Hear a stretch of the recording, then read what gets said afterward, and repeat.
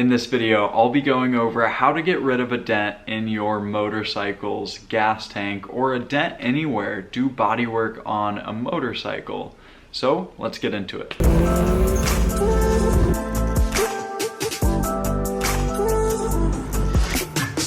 So as you can see here, we have a pretty substantial dent here in the gas tank of the Honda CB850. And with that, we need to get rid of that. We have a couple here and here and here, and this is hands down by far the worst. Now the paint on this bike is not perfect. I don't know if you can see it. Yeah, there we go. There's a little run right here. And overall, this is not a perfect bike with perfect paint, and so we can DIY this. We can do a semi-pro or really good amateur job and be satisfied, be happy with the results, and make them look a heck of a lot better than this specifically.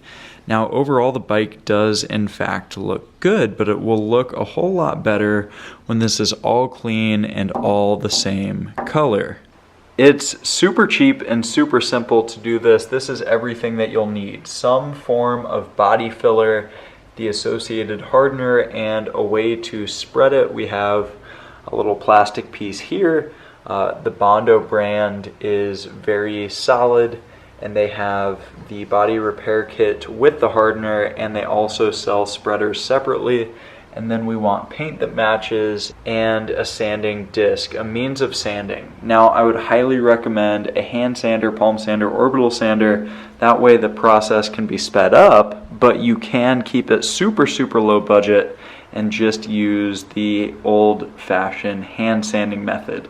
I wouldn't recommend it, but this is all you need, and this is really all that's it that you could use for this job. The first thing that we need to do then is get clear on exactly where we're working, what the area is. And in this instance, we have paint chipping off, we have the whole dent right here, and a couple right here. So my plan is to rework the gas tank and the body in this entire area, fill in the little dimples and divots, as well as this big missing piece, and get it all sorted properly because this is flaking off, this is chipping off, and looks pretty atrocious. So we'll get this selected and sorted and sanded.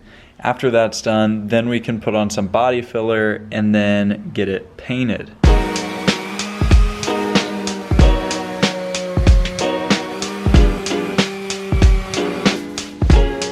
So this was one very quick pass with the hand sander, but now we can see where the mountains are and where the valleys are. And so we'll be able to apply the Bondo, the body filler, a little bit more accurately as a result of this. And we also don't have as hard of lines like right here, whereas the paint chipped off in other areas.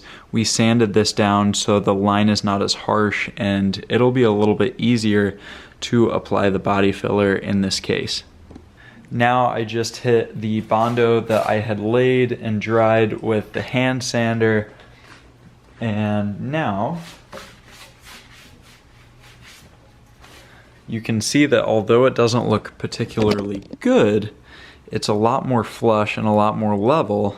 So this obviously is rough. If we painted it right now, it would look horrible, but we can go back and add a very finishing layer that's really smooth, and now it's relatively smooth. We don't have that same divot, that valley. If you instead started by applying too much Bondo and it came out to here and made this big mound that you had to sand down, you would spend all day sanding. You would get the dust particles everywhere, and it would be an absolute mess. So that's why I apply it lightly and weekly and just do it a little bit more at a time until I have the finished product sorted.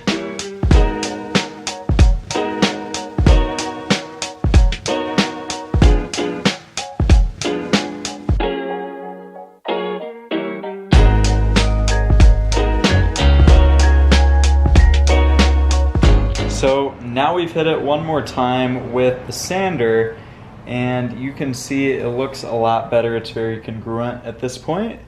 There's still a little bit of work that needs to be done here, but up here it looks very good. And I'm gonna put one more layer down here and then probably call it good. The way to tell if something is sanded well, if it's done properly, is you can rub your hand over it and not feel a difference with your eyes closed. Obviously, if there's something visible, hopefully it can focus, there we go. Like this is visible and this can be seen that it's imperfect, and that will definitely show up in the paint. But with something like up here, where it's not nearly as bad, if I close my eyes, rub my finger over it, I can't even feel a difference. So up here is done, down here needs a little bit of love, and I will get that done right about now.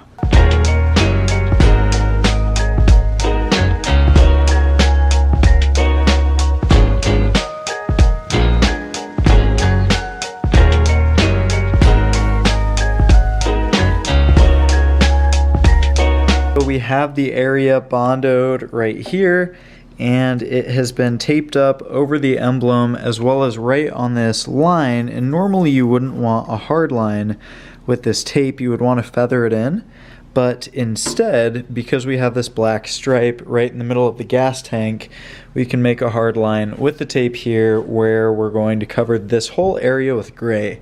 And again, there's already, hopefully you can see it, some run in the paint right here, and there's run in the paint back here as well. So this is an imperfect paint job, which is why it has an imperfect Bondo job, which is why it will get an imperfect spray paint job.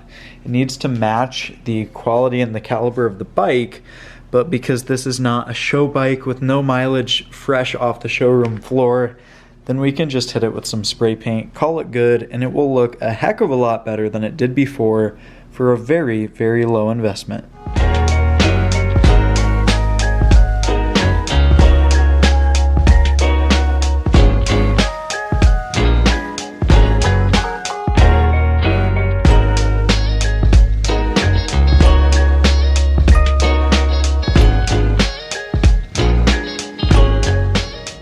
Alright, check this out now. We're at a new location, the most aesthetic location on earth, known to man, and we got the matching jacket, the shades, the matching wallet, and the helmet, and this gorgeous gas tank that turned out incredibly well. That's what I'm here to show you now. You can see this thing looks super, super good. Is it perfect? No.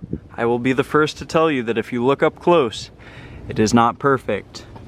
Does it look good on camera right now? Yes, you best believe it does. And most importantly, does it look better than it did when we started? Yes, without a shadow of a doubt. This looks so much better than a big massive hole and a chunk missing from the gas tank. I just had to show you the end result somewhere other than my poorly lit, dimly lit garage, because it did turn out surprisingly well despite what internet trolls may end up saying.